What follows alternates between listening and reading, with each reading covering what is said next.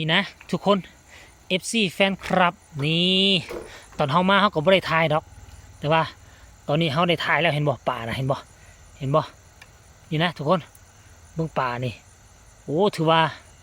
นี่นะเบิ่งป่าทุกคนอันนี้คลองเฮาเนาะโยบ่ธรรมดาเด้เฮ้ยไหนสิไข่เบิ่งเด้อผู้หนึ่งกำลังยิงอยู่หั่นเดี๋ยวนี้เฮาสิไปถ่ายให้เบิ่ง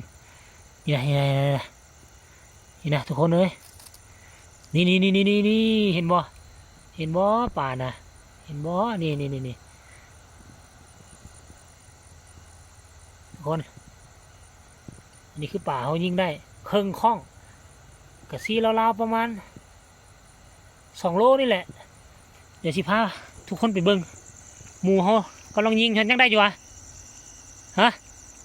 ยังได้อยู่บ่นี่ฮะลองลงไปลุมแม่ดำยันนี่แม่ดำยันนี่แม่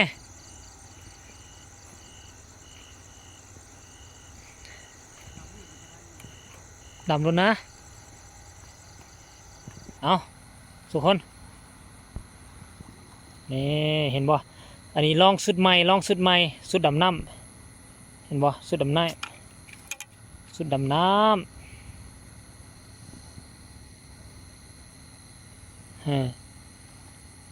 ฮะโอ้ได้เดี๋ยวได้แล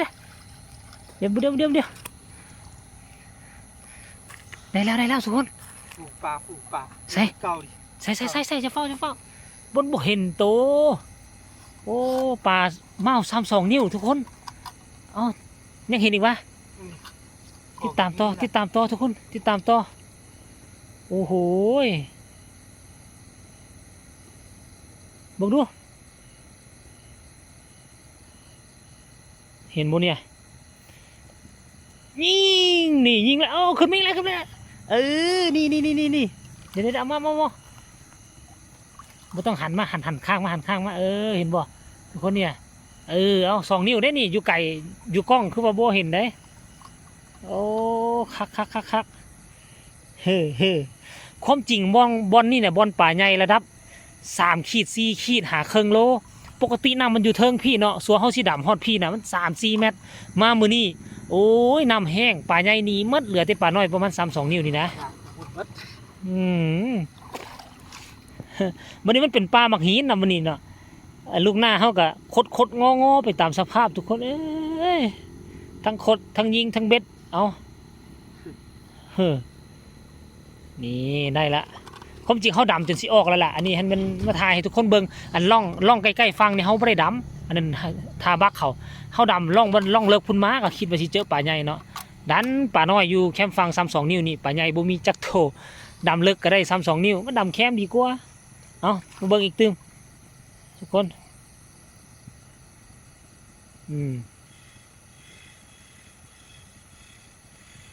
เ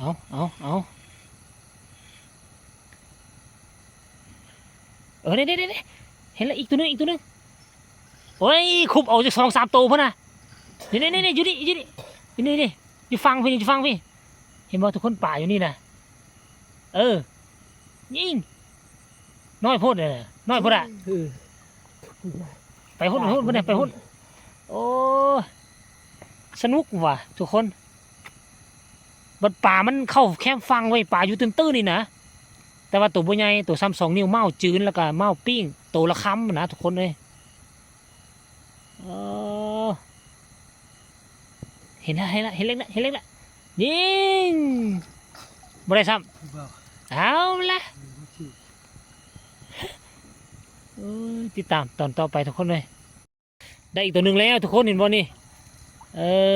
โอ้ได้อีกแล้วตัวหนึ่งนี่โอเคเอาคลิปนี้ก็น่าจะฝากฝังไว้สำเร็จได้แบตซิมเมอร์แล้วเดี๋ยวเขาก็สิออกแล้วก็เมื่อเฮือน